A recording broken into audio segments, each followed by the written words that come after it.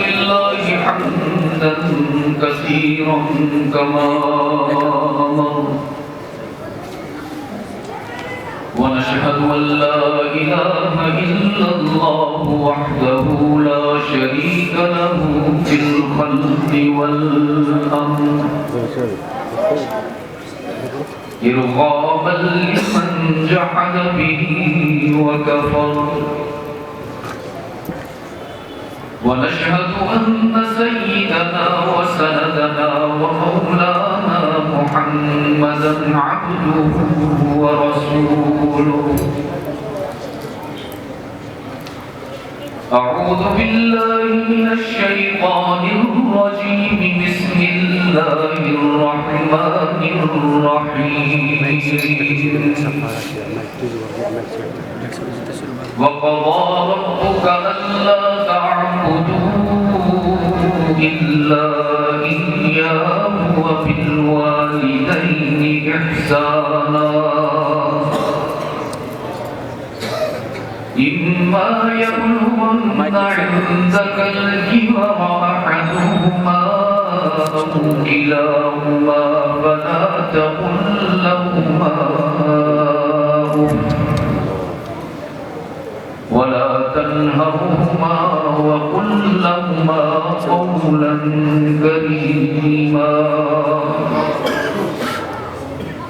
صدق الله مولانا العظيم وقال رسول الله صلى الله عليه وسلم إن لكل نبي دعوة قد دعا بها فاستجيب فجعلت دعوتي شفاعة لأمتي يوم القيامة وصدق رسوله النبي المؤمن الكريم ونحن على ذلك لمن الشاهدين والشاكرين والحمد لله رب العالمين خدا در انتظار حمد بانی محمد چشم بر راہ ثنانی محمد حامد حمد خدا بس خدا خدا فرید مصطفیٰ بس محمد استوی خواہم خدا را خدایا از تو حب مصطفیٰ را اللهم صل على محمد وعلى آل محمد كما صليت على إبراهيم وعلى آل إبراهيم إنك حميد مجيد اللهم بارك على محمد وعلى آل محمد كما باركت على إبراهيم وعلى آل إبراهيم إنك حميد مجيد گرامی قدر علماء کرام بالخصوص میزبان مکرم مولانا عبید الرحمن دامت برکاتہم برادر عزیز جاوید رحمان ارباب علم و دانش محترم بزرگوں عزیز دوستوں آج 4 اکتوبر 2022 ہم یہاں دارالعلوم تعلیم القرآن مالاکنڈ خیبر پختونخوا پاکستان میں سالانہ سیرت کانفرنس میں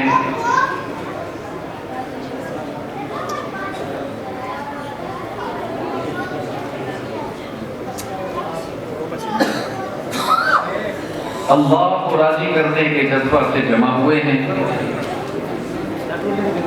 میں دعا کرتا ہوں کہ اللہ ہماری اس حاضری کو اپنی بارگاہ میں قبول فرمائے. ایک طویل سفر سے میں آپ کے یہاں پہنچا ہوں.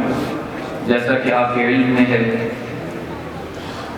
یہ ربیع الاول کا مبارک مہینہ ہے، جس میں تقریباً سارے ہی ملک سے تقاضے ہوتے ہیں اور ہماری بھی چاہت ہوتی ہے کہ ہر جگہ پہنچیں، تو صبح کہیں، شام کہیں، دن کہیں، رات کہیں۔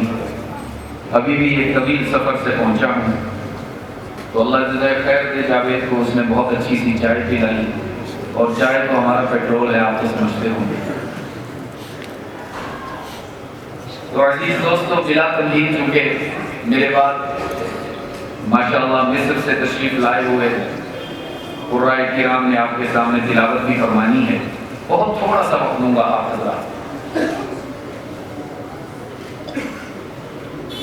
سرکار دو عالم صلی اللہ علیہ وسلم اس کائنات میں معلم انسانیت بن کر تشریف لائے۔ اصل تو اردو راضی ہے۔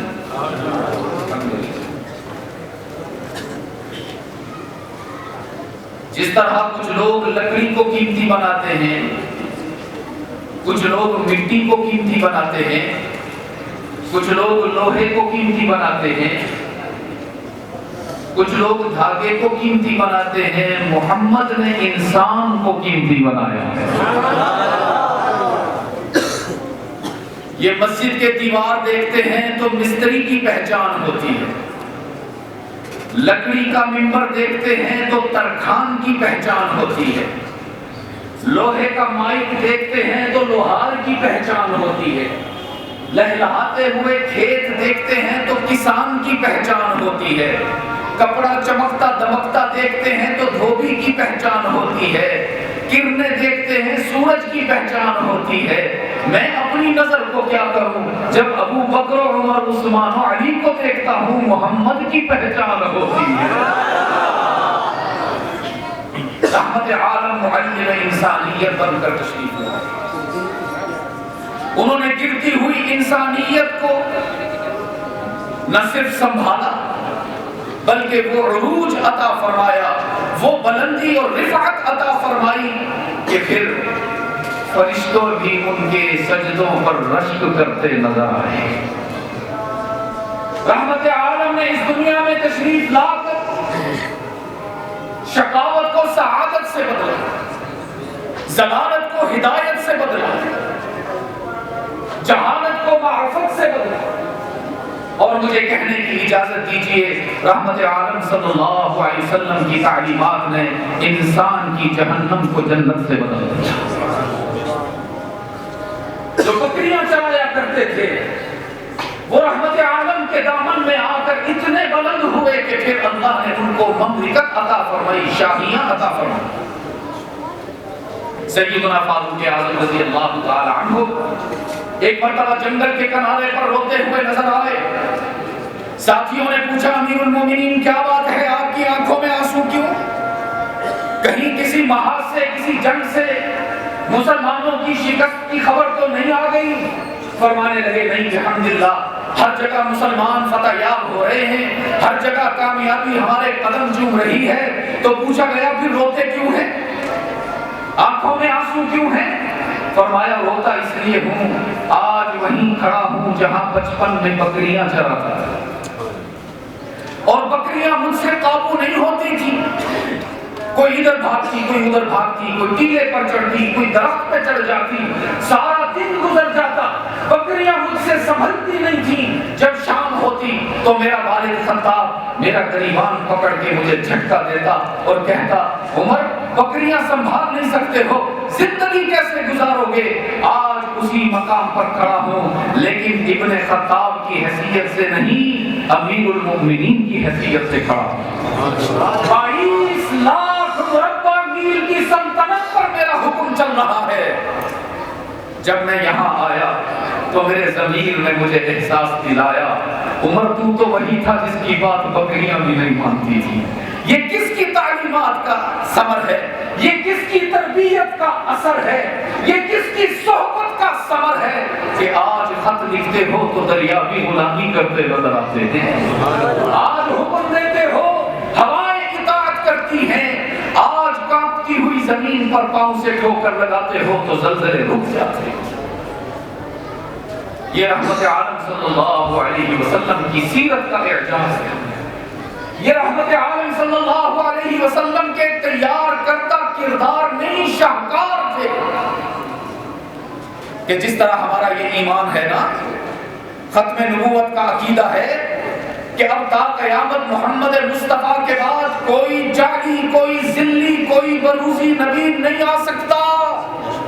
بالکل اسی طرح ہمارا یہ بھی ایمان ہے کہ اب تا قیامت ابو بکر کے بعد صدیق بھی نہیں آ سکتا، عمر کے بعد فاروق بھی نہیں، عثمان کے بعد غنی بھی نہیں، اور حیدر کرار کے بعد اب تا قیامت علی بھی نہیں آ سکتا۔ رحمت عالم صلی اللہ علیہ وسلم کی سیرت نے انسان کو قیمتی بنایا۔ آفاقی تعلیمات جو اللہ نے اپنے محبوب کو عطا فرمائی تھی، جس کو ہم اور آپ قرآن کریم کہتے ہیں، اس قرآن کریم کے ذریعے رحمت عالم صلی اللہ علیہ وسلم نے انسانوں کو ضلالت سے ہدایت کی طرف متوجہ کیا۔ میرے عزیز دوستو، قرآن کریم انقلابی کتاب ہے، یاد رکھیے۔ یہ ہماری ستم ظریفی ہے کہ ہم نے قرآن کو محض تبرک کی کتاب سمجھا ہوا ہے، صرف ثواب کی کتاب سمجھا۔ کبھی کبھی اس کو پڑھ لیتے ہیں، کبھی کبھی اس کو چوم بھی لیتے ہیں، کچھ لوگ تو اس سے تعویذ بھی لکھ لیتے ہیں۔ خیر، بچیوں کی شادی ہونے لگے تو ان کے سر پہ سایہ کر دیتے ہیں، ماں باپ کے انتقال کا دن آئے تو مدارس سے طلباء کو بلا کر قرآن کی تلاوت کروا دیتے ہیں، اور بس۔ جبکہ قرآن کریم کی آمد کا مقصد یہ نہیں تھا، اس کی برکات سے انکار نہیں، اس کے اجر و ثواب سے انکار نہیں، لیکن قرآن کریم کے نزول کا مقصد یہ تھا کہ وہ آپ کی زندگیوں کو سنوارنے آیا، وہ آپ کا دوست بننے آیا۔ اور میں 2 سال قبل ماریشس گیا، افریقی ملک ہے، وہاں ایک کالج میں ریسیپشن تھا، کچھ طلباء نے مجھے انوائٹ کیا تھا، تو انہوں نے کہا کہ جی ہمیں مختصر سا بیان چاہیے اور بڑا آسان سا بیان چاہیے، ہمیں آپ ایسی بات سنائیں جو ہمیں فوراً سمجھ میں آ جائے اور ہمارے لیے اس پر عمل کرنا آسان ہو جائے۔ تو میں نے ان کے سامنے جو بات رکھی وہی میں آج آپ کے سامنے بھی، آج آپ سے میری پہلی ملاقات ہے۔ میں نے ان سے کہا کہ اللہ نے قرآن کو ہمارا دوست بنا کر بھیجا۔ جیسے آپ دوست سے بے تکلف گفتگو کرتے ہیں، جو سوال کرتے ہیں قرآن جواب دیتا ہے، جو بات پوچھتے ہیں قرآن مطمئن کرتا ہے۔ اور میں نے ایگزامپل کے طور پر، مثال کے طور پر کچھ سوالات قرآن کریم سے کر کے اس کے جوابات ان کے سامنے۔ جب ہم کسی دوست سے پہلی ملاقات کرتے ہیں تو سب سے پہلا ہمارا سوال ہوتا ہے، محترم آپ کا نام کیا ہے؟ میں نے بھی قرآن کریم سے عرض کیا، قرآن کریم ہمیں علماء نے آپ کا نام بتایا ہے، قراء نے بتایا ہے، والدین نے بتایا ہے، اساتذہ کرام نے بتایا ہے۔ آج میں چاہتا ہوں آپ خود ہمیں بتائیے آپ کا نام کیا ہے۔ سوال پوچھو جی۔ اب جواب کیا دیا قرآن نے، وہ سنیے۔ فرمایا بل هو قرآن مجید۔ کیا جواب آیا جی؟ نام کیا بتایا؟ میں نے کہا قرآن کریم، نام تو آپ نے بتا دیا، اب ذرا یہ بھی تو بتاؤ نا آپ کو بھیجا کس نے ہے دنیا میں؟ فرمایا تنزیل من رب العالمین۔ کس نے بھیجا؟ کچھ تو بولیے نا بھائی، اتنا تو میں نہیں تھکا ہوا جتنا آپ انتظار کر کر کے تھکے ہوئے۔ میں نے کہا قرآن کریم آپ کا کام کیا ہے، کیوں آئے ہو دنیا میں؟ فرمایا ھدی للمتقین، اہل ایمان کی تقوی کی روشنی میں اضافہ کرنے آیا ہوں۔ اور اگر آپ میرا ترجمہ قبول کیجئے تو قرآن نے کہا میں مالا کٹ کے مسلمانوں سے دوستی کرنے آیا ہوں۔ میں نے کہا قرآن کریم آپ کو لے کر کون آیا ہے دنیا میں، ذرا اس کا بھی تو بتائیے نا۔ قرآن کریم نے فرمایا نزل به الروح الامین۔ کون لایا جی؟ روح الامین۔ کس کا لقب ہے حضرت؟ میں نے کہا قرآن کریم میں اردو بولتا ہوں، مالاکنڈ میں پشتو بولی جاتی ہے، پنجاب والے پنجابی بولتے ہیں، یورپ والے انگریزی بولتے ہیں، فرانس والے فرانسیسی بولتے ہیں، جاپان والے جیپنیز بولتے ہیں۔ اب ذرا آپ تو بتائیے اللہ نے آپ کو کس زبان میں بھیجا؟ قرآن کریم نے فرمایا بِلِسَانٍ عَرَبِيٍّ مُبِينٍ۔ کس زبان میں آیا جی؟ عربی۔ میں نے کہا قرآن کریم نام بھی بتا دیا، کام بھی بتا دیا، بھیجنے والے کی بھی خبر مل گئی، لانے والے کا بھی علم ہو گیا، زبان بھی معلوم ہو گئی۔ اب ذرا یہ بھی تو بتاؤ نا کہاں سے آئے ہو؟ قرآن کریم نے فرمایا فی لوح محفوظ۔ کہاں سے آئے تھے؟ میں نے کہا قرآن کریم اب یہ بتائیے کب آئے ہو؟ قرآن کریم نے فرمایا مہینہ بتاؤں کہ رات بتاؤں؟ میں نے کہا پہلے مہینہ بتائیے۔ فرمایا شہر رمضان الذی انزل فیہ القرآن۔ کون سا مہینہ؟ رمضان۔ اب میں نے کہا رات بھی بتائیے۔ قرآن کریم نے فرمایا انا انزلناہ فی لیلۃ القدر۔ سمجھ آ رہی ہے آپ؟ میں نے کسی آیت کا ترجمہ نہیں کیا، آپ خود ہی سمجھ رہے ہیں۔ کیوں سمجھ رہے ہیں؟ کہ اللہ نے اعلان کیا ہے اِنَّا نَحْنُ أَرْنَا وَلَقَدْ يَسَّرْنَا الْقُرْآنَ لِلذِّكْرِ۔ تم تھوڑا سا قرآن سے دوستی تو کرو، تم تھوڑا سا قرآن کے قریب تو آؤ، تم تھوڑا سا قرآن سے پیار کو جتلاؤ۔ قرآن بغیر ترجمے کے بھی دلوں میں اترتا چلا جاتا ہے۔ ابھی آپ سنیں گے نا تلاوت انشاءاللہ قرآن کرام، تو دیکھیے اللہ کیسے دلوں کی حالت کو بدل دیتا ہے۔ میں نے کہا قرآن کریم سارے سوالوں کا جواب دے دیا آپ نے، میں مطمئن ہو گیا، لیکن ایک اور سوال آپ سے کرنا چاہتا ہوں۔ بتا دیا آپ نے بھیجا کس نے ہے، بتا دیا آپ نے لایا کون ہے، بتا دیا آپ نے زبان کون سی ہے، بتا دیا آپ نے مہینہ اور رات کون سی ہے، ساری تفصیلات آپ نے بتا دی قرآن۔ اب ذرا یہ بھی تو بتاؤ نا کس پر نازل ہوئے ہو؟ قرآن کریم نے فرمایا نزل علی محمد صلی اللہ علیہ وسلم۔ سبحان اللہ بھی بہت بڑا کلمہ ہے، بڑا عظیم کلمہ ہے، لیکن اس کا اپنا مقام ہے۔ جب بھی میرے آقا کا ذکر مبارک ہے، ہائے ہائے، جب بھی رحمت عالم صلی اللہ علیہ وسلم کا نام نامی لیا جائے، اشارات میں ہو، کنایات میں ہو، صراحت میں ہو، اشارات میں ہو، بے قرار ہو کر درود پڑھنا ہوتا ہے، شرما کے نہیں، گھبرا کے نہیں، ہچکچا کے نہیں، بے قرار ہو کر ایسی بلند آوازی سے کہ فرش عرش تک آواز چلی جائے، صلی اللہ علیہ وسلم۔ میں نے کہا قرآن کریم محمد کون ہیں جن پر نازل ہوئے ہو؟ ان کا بھی تو تعارف کروائیے نا۔ قرآن کریم نے فرمایا محمد الرسول اللہ، محمد اللہ کے۔ میں نے ایک اور سوال کیا، میں نے کہا قرآن کریم رسول تو اور بھی بہت سارے گزرے، حضرت ابراہیم بھی اللہ کے رسول، حضرت نوح بھی اللہ کے رسول، حضرت موسیٰ بھی اللہ کے، حضرت عیسیٰ بھی اللہ کے رسول۔ اب ذرا یہ بھی تو بتائیے نا محمد میں اور باقی رسولوں میں کیا فرق ہے؟ قرآن کریم نے فرمایا ما کان محمد ابا احد من رجالکم ولکن رسول اللہ وخاتم النبیین۔ قرآن کریم نے فرمایا باقی سارے رسول دنیا میں مقتدی بن کر آئے ہیں، محمد سب رسولوں کا امام بن کے آیا ہے۔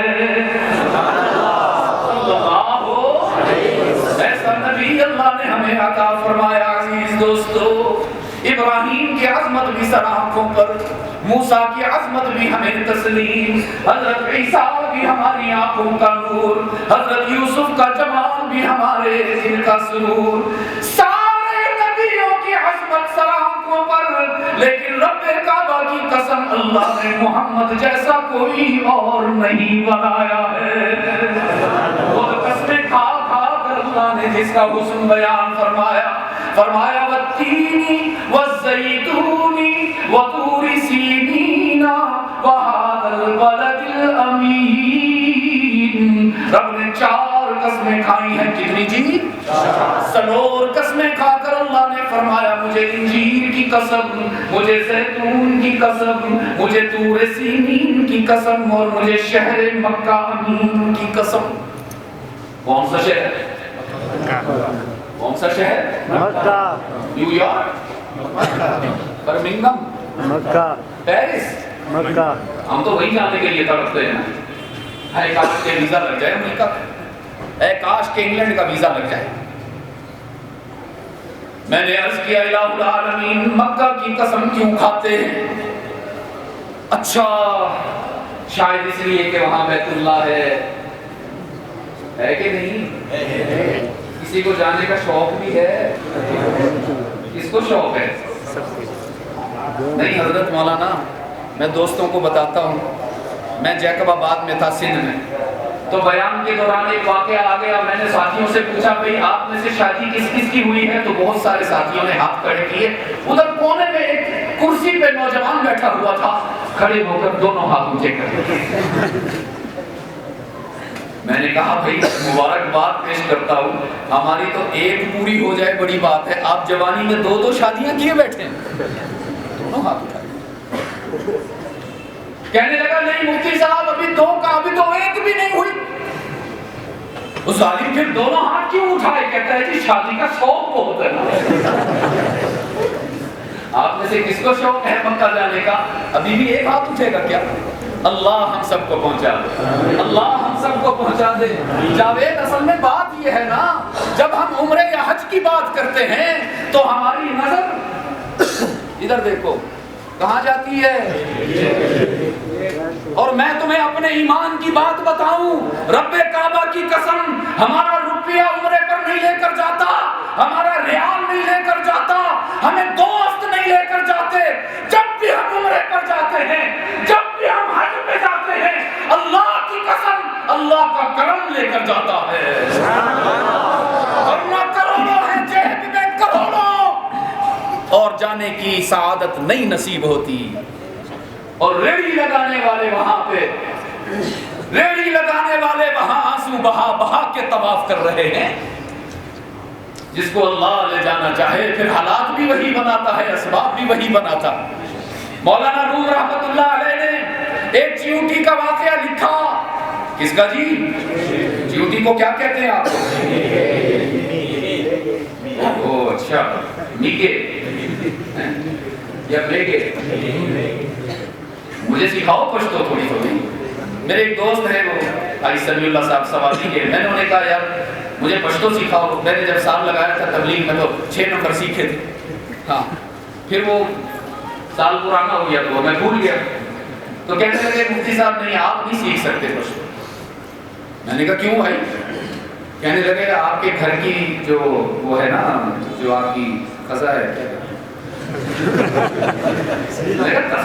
خزہ پختو دے، آپ کی گھر والی پٹھان ہے، آپ کے گھر میں پشتو کا دریا بہ رہا ہے، اگر آپ نے وہاں سے گلاس پانی کا نہیں پیا پشتو کا تو ہم آپ کو کیسے سکھائیں؟ تو چونکہ اللہ کا شکر ہے میری اہلیہ پٹھان ہے، میں کبھی کبھی گھر والی سے مذاق کرتا ہوں کہ تم اتنی اچھی گھر والی ہو، 18 سال ہو گئے ہماری کبھی لڑائی نہیں ہوئی، دل کرتا ہے 3 اور پٹھان لے ہو۔ اللہ آپ کو سلامت رکھے۔ آپ لوگ ماشاءاللہ اپنے بچوں کی بہت اچھی تربیت کرتے ہو، اپنی بیٹیوں کی اچھی تربیت کرتے ہو، ان کو ادب سکھاتے ہو۔ مولانا روم رحمت اللہ علیہ نے ایک واقعہ لکھا چونٹی کا، میگے کا۔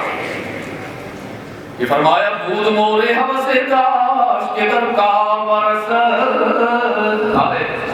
ہمارا تو دل کرتا ہے امریکہ چلے جائیں، یورپ چلے جائیں، فرانس گھوم کے آئیں، اور ایک چونٹی نے اللہ سے کیا مانگا عزیز دوستو؟